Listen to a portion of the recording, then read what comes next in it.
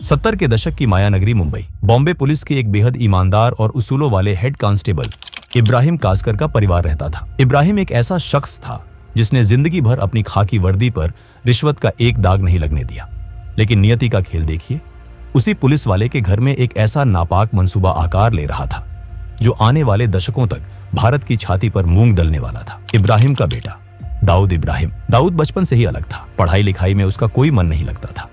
उसकी आंखें हमेशा अपने इलाके के उन भाई लोगों को घूरती थी जो महंगी घड़ियां पहनते थे, जिनके पास इंपोर्टेड गाड़ियां थीं और जिनके एक इशारे पर पूरा बाजार बंद हो जाता था। दाऊद की आंखों में मुंबई की अंडरवर्ल्ड का बेताज बादशाह बनने की भूख थी। शुरुआत हुई डोंगरी की सड़कों पर छोटी मोटी चोरियों, राहगीरों को लूटने और दुकानदारों से हफ्ता वसूली करने से। उस वक्त मुंबई पर राज था बड़े खिलाड़ियों का, हाजी मस्तान, यूसुफ पटेल और करीम लाला। स्मगलिंग की दुनिया पर करीम लाला का राज था। 20 साल के उस नौजवान दाऊद ने करीम लाला का गैंग ज्वाइन कर लिया। दाऊद का काम था स्मगल किए गए सोने, घड़ियों और हथियारों की कंसाइनमेंट को पुलिस की नजरों और बाकी दुश्मन गैंग्स से बचाकर सुरक्षित ठिकाने तक पहुंचाना। लेकिन दाऊद कोई आम गुर्गा नहीं था। वो सांप की तरह कुंडली मारकर बैठा था, बस सही वक्त का इंतजार कर रहा था। गैंग में करीम लाला के 2 सगे भांजे भी थे, आलमजेब और अमीरजादा। इन दोनों को दाऊद की बढ़ती हुई अहमियत और उसकी चालबाजी एक आंख नहीं भाती थी। एक रात एक कस्टम ऑफिसर ने करीम लाला के सोने की एक बहुत बड़ी कंसाइनमेंट पकड़ ली।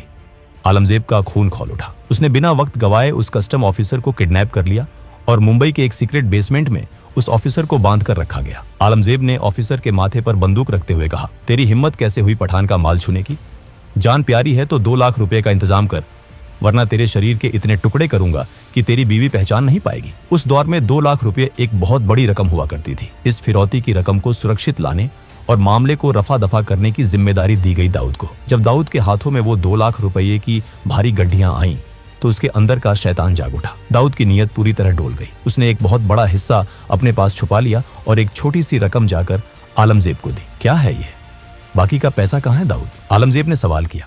दाऊद ने जवाब दिया, भाई वो लोग इससे ज्यादा का इंतजाम नहीं कर पाए। पुलिस और कस्टम का भी भारी लफड़ा हो सकता था, इसलिए जो मिला मैं ले आया। हालांकि जब पठान भाइयों ने अपने सीक्रेट सोर्सेज और खबरी नेटवर्क से पता किया तो उन्हें पता चला कि पैसा पूरा दिया गया था। दाऊद की इस गद्दारी ने करीम लाला के दरबार में भूचाल ला दिया। दाऊद को बीच महफिल में दर्जनों गैंगस्टर्स के सामने घसीट कर लाया गया। उसे पीटा गया। लातों, घूसों और डंडों से उसकी ऐसी हालत कर दी गई कि वो अपने पैरों पर खड़ा नहीं हो पा रहा था। उसे गैंग से धक्के मारकर बाहर निकाल फेंका गया। दाऊद ने उसी रात तय कर लिया था कि वो अब किसी के लिए काम नहीं करेगा। वो खुद अपनी गैंग बनाएगा। उसने अपनी खुद की सिंडिकेट डी कंपनी की नींव रखी। उसने अपने भाइयों साबिर, इकबाल, अनीस और नूरा को अपने साथ मिलाया। अब वो सिर्फ स्मगलिंग नहीं कर रहा था, वो एक पूरी की पूरी पेशेवर फौज तैयार कर रहा था। दाऊद खुद एक एक लड़के को चुनता था। बॉम्बे की सड़कों पर अब रोज खून बहने लगा था। दाऊद गैंग और पठान गैंग के बीच की दुश्मनी अब नासूर बन चुकी थी। अंडरवर्ल्ड के पुराने डॉन जैसे हाजी मस्तान और यूसुफ पटेल समझ चुके थे कि अब हवा का रुख बदल रहा है। ये नई पीढ़ी खून बहाने से गुरेज नहीं करती। उन्होंने स्मगलिंग छोड़कर रियल एस्टेट और राजनीति का सफेद दामन थाम लिया था। साल 1981 दादर के एक पेट्रोल पंप पर जब रात के सन्नाटे में दाऊद का बड़ा भाई साबिर इब्राहिम अपनी फिएट कार में बैठा था, तभी पठान गैंग की गाड़ियां वहां आ रुकी।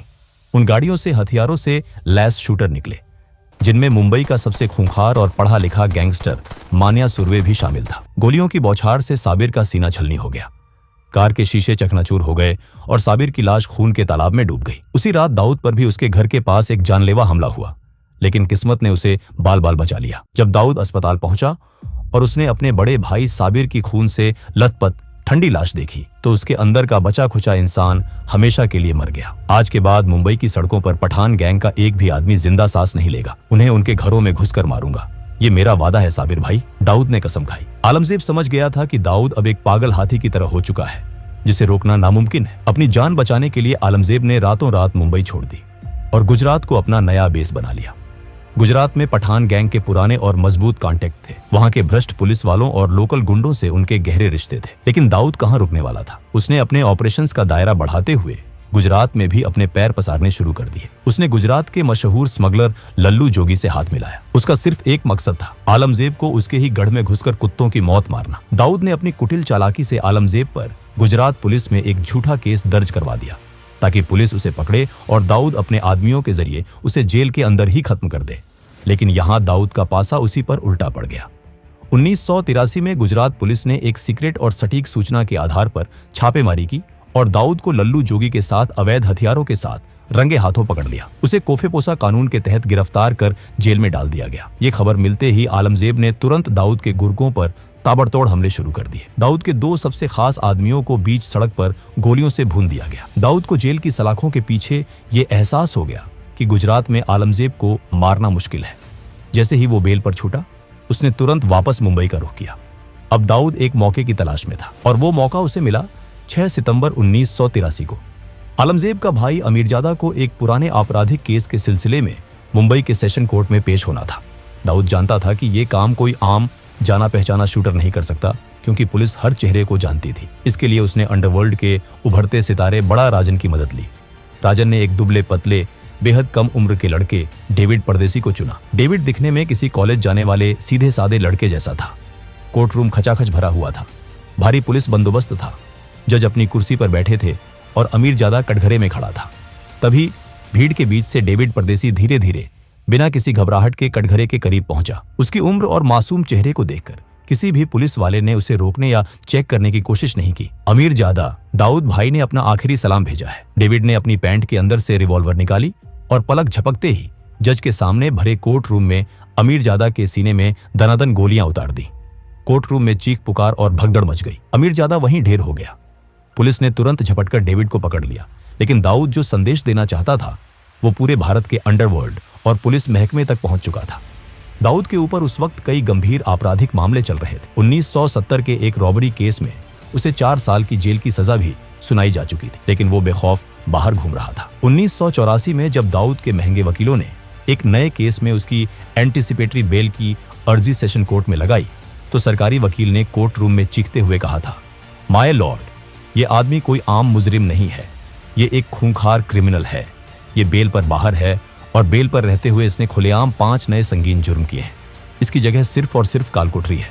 इसे किसी भी कीमत पर जमानत नहीं मिलनी चाहिए। लेकिन हमारे सिस्टम की दीमक इस कदर फैल चुकी थी और उस दौर में जेल नहीं बेल की नीति का ऐसा दुरुपयोग हो रहा था कि दाऊद को फिर से जमानत मिल गई। दाऊद अब पूरी तरह समझ चुका था कि इस सिस्टम को, इसके पुलिस वालों को और इसके वकीलों को कैसे खरीदा जा सकता है। उसने बड़े बिल्डरों, बिजनेसमैन और फिल्म प्रोड्यूसर्स को किडनैप कर भारी मात्रा में एक्सटॉर्शन शुरू कर दी। उसने ये सारा काला धन रियल एस्टेट और बॉलीवुड में लगाना शुरू किया। लेकिन वो ये भी जानता था कि मुंबई पुलिस के कुछ जाबाज अफसर अब उसके खून के प्यासे हो चुके हैं और सुप्रीम कोर्ट का फंदा कभी भी उसके गले में कस सकता है। 1985 के अंत तक जब आखिरकार सुप्रीम कोर्ट से दाऊद के खिलाफ अरेस्ट वारंट जारी हुआ, तब तक बहुत देर हो चुकी थी। दाऊद इब्राहिम हमेशा के लिए भारत से फरार होकर दुबई पहुंच चुका था। लोगों को लगा कि अब डी कंपनी का पतन हो जाएगा, लेकिन दाऊद ने दुबई में बैठकर अपने सिंडिकेट को एक मल्टीनेशनल कॉरपोरेशन की तरह चलाना शुरू कर दिया। बड़े बड़े पॉलिटिशियन, बिजनेसमैन और बॉलीवुड के नामी सितारे जब भी दुबई जाते तो दाऊद के दरबार में हाजिरी लगाना नहीं भूलते थे। उसी दौरान फिल्म मैगजीन्स में ये अफवाहें भी उड़ने लगी कि दाऊद का बॉलीवुड की एक बहुत मशहूर और खूबसूरत एक्ट्रेस के साथ अफेयर है और उनकी एक बेटी भी है। दुबई में बैठकर भी मुंबई पर दाऊद की पकड़ जरा भी ढीली नहीं हुई थी। उसने भारत के हर बड़े स्टेट में अपने एजेंट्स, हिटमैन और शार्प शूटरों का एक बड़ा नेटवर्क खड़ा कर लिया था। रोमेश शर्मा जैसे पॉलिटिशियन से लेकर अहमदाबाद के खूंखार गैंगस्टर अब्दुल लतीफ और यूपी के किडनैपिंग किंग बबलू श्रीवास्तव जैसे लोग अब दाऊद के इशारों पर नाचते थे। मुंबई में दाऊद का सारा काम उसका एक बेहद खतरनाक गुर्गा रमा नायक संभाल रहा था। रमा नायक ने दाऊद के इशारे पर कई लोगों को मौत के घाट उतारा और धीरे धीरे वो खुद को मुंबई का असली बॉस समझने लगा। वही दाऊद ने भांप लिया कि रमा नायक की बढ़ती ताकत भविष्य में उसके लिए एक बहुत बड़ा खतरा बन सकती है। दाऊद ने रमा को खत्म करने के लिए एक बेहद शातिर चाल चली। रमा नायक का एक राइट हैंड था, बाबू रेशम। दाऊद ने पुलिस के अपने घूसखोर सूत्रों का इस्तेमाल करके पहले बाबू रेशम को पुलिस लॉकअप में बंद करवाया और फिर दाऊद ने अपने दूसरे वफादार गुर्गों को भारी पैसा देकर पुलिस लॉकअप के अंदर ही बाबू रेशम का बेरहमी से कत्ल करवा दिया। इसके तुरंत बाद दाऊद ने दुबई से रमा नायक को फोन किया, रमा, बाबू को महेश ढोलकिया ने पुलिस से मिलकर मरवाया है, उसे छोड़ना मत। महेश ढोलकिया एक बड़ा होटलियर था। रमा नायक, जो अपने साथी की मौत से बदले की आग में अंधा हो चुका था, उसने बिना कुछ सोचे समझे अपने साथी अरुण गवली के साथ मिलकर महेश ढोलकिया को दिन दहाड़े मौत के घाट उतार दिया। लेकिन कुछ समय बाद जब रमा को अंडरवर्ल्ड के सूत्रों से सच्चाई पता चली कि महेश ढोलकिया बेकसूर था और बाबू रेशम की हत्या की पूरी साजिश दाऊद इब्राहिम ने ही रची थी, तो वो भड़क उठा। रमा नायक ने बगावत कर दी। उसने दाऊद के उन बिल्डरों और व्यापारियों को पकड़ पकड़ कर लूटना और पीटना शुरू कर दिया जो डी कंपनी को प्रोटेक्शन मनी देते थे। अब से दाऊद को एक पाई का हफ्ता नहीं जाएगा। दुबई में बैठा वो भगोड़ा अब मुंबई का बॉस नहीं है, मुंबई का बाप अब मैं हूं, रमा ने खुलेआम ऐलान कर दिया। रमा नायक की मौत के बाद उसके गैंग और दगड़ी चौल की कमान उसके सबसे वफादार और खूंखार साथी अरुण गवली के हाथों में आ गई। गवली जानता था कि उसके गुरु को दाऊद ने ही चालाकी से मरवाया है। अब मुंबई की सड़कों पर डी कंपनी और गवली गैंग के बीच एक ऐसा खूनी खेल शुरू हुआ जिसने पूरे शहर को दहला कर रख दिया। गवली ने सबसे पहले दाऊद के मुंबई के ऑपरेशन संभालने वाले मैनेजर सतीश राजन को मरवा दिया। ये दाऊद के लिए एक बहुत बड़ा झटका था। बौखलाए हुए दाऊद ने गवली के खास आदमी अशोक जोशी और उसके पूरे गैंग को एक साथ खत्म करवा दिया। अरुण गवली ने अब दगड़ी चौल को एक किले में तब्दील कर दिया और अपनी फौज खड़ी करनी शुरू कर दी। उसने बेरोजगार और भटके हुए युवाओं को भारी पैसा देकर अपने गैंग में शामिल किया। उसने दगड़ी चौल के अंदर ही साउंड प्रूफ शूटिंग रेंज बनवाई जहां इन लड़कों को AK-47 स्टीन गन और आधुनिक हथियारों को चलाने की कड़ी मिलिट्री जैसी ट्रेनिंग दी जाने लगी। गवली ने दाऊद के मैनेजर महेश चौड़िया को किडनैप किया और उसे बेरहमी से मार डाला। दाऊद ने पलटवार करते हुए गवली के सगे भाई किशोर गवली की हत्या अपने हिटमैन महेश कुलकर्णी से करवा दी। 1992 में अरुण गवली के खतरनाक शूटर शैलेश हल्दनकर ने दाऊद के जीजा इस्माइल पार्कर का कत्ल कर दिया। दाऊद के लिए ये उसके घर, उसके परिवार पर सीधा हमला था। उसकी बहन विधवा हो गई थी। दुबई में बैठे दाऊद ने अपने सबसे खास और जांबाज शूटरों को ऑर्डर दिया, मुझे हल्दनकर मुर्दा चाहिए, चाहे वो कहीं भी छुपा हो। शैलेश हल्दनकर उस वक्त एक पुराने हमले में घायल होने के कारण मुंबई के JJ हॉस्पिटल में भारी पुलिस सुरक्षा के बीच भर्ती था। दाऊद के शूटर, जिनमें सुभाष सिंह ठाकुर और सुनील सावंत शामिल थे, AK-47 लेकर सीधे अस्पताल में घुसे। उन्होंने वार्ड में घुसते ही अंधाधुंध गोलियां बरसानी शुरू कर दी। 400 से ज्यादा गोलियां चली। मरीज और डॉक्टर जान बचाने के लिए पलंगों के नीचे छुप गए थे। हल्दनकर को वहीं बिस्तर पर छलनी कर दिया गया और 2 हवलदार भी शहीद हुए। अरुण गवली भी पीछे हटने वाला नहीं था। उसने दाऊद के करीबी राजनीतिक मददगार मौलाना बुखारी की हत्या करवा दी, जो दाऊद के लड़कों को पुलिस से बचाता था। दोनों तरफ से रोज लाशें गिर रही थी। खुफिया एजेंसियां हैरान थीं कि कैसे एक अनपढ़ आदमी जो अंग्रेजी का एक वाक्य ठीक से नहीं बोल सकता, दुबई में बैठकर 5000 से ज्यादा गैंगस्टरों की एक फौज को एक मल्टीनेशनल कंपनी के CEO की तरह चला रहा है। दाऊद अपने दुश्मनों और गद्दारों के लिए एक क्रूर तानाशाह था जो छोटी सी गलती पर भी मौत की सजा देता था, लेकिन अपने वफादार गुर्गों के लिए वो एक दरिया दिल मसीहा था। अगर किसी गुर्गे को गोली लगती या वो जेल जाता तो दाऊद पानी की तरह पैसा बहाता। वो उनके परिवारों का पूरा खर्च उठाता, उनकी बीमारियों का इलाज करवाता। 1992 के बाबरी मस्जिद डेमोलिशन के बाद भारत के हालात बदल गए। पूरे देश में दंगे भड़क उठे और यहीं पर एंट्री हुई पाकिस्तान की खुफिया एजेंसी ISI की। ISI ने दाऊद इब्राहिम में एक अचूक हथियार देखा। ISI के टॉप कमांडरों ने दुबई में दाऊद से कांटेक्ट किया। उन्होंने दाऊद को उसकी सुरक्षा, उसके काले व्यापार को पूरी दुनिया में बेरोक टोक चलाने और उसे हमेशा के लिए महफूज रखने का लालच दिया। इसके बदले में उन्हें सिर्फ एक चीज चाहिए थी, दाऊद का विशाल तस्करी नेटवर्क, जिसका इस्तेमाल करके वो भारत में मौत का सामान भेज सके।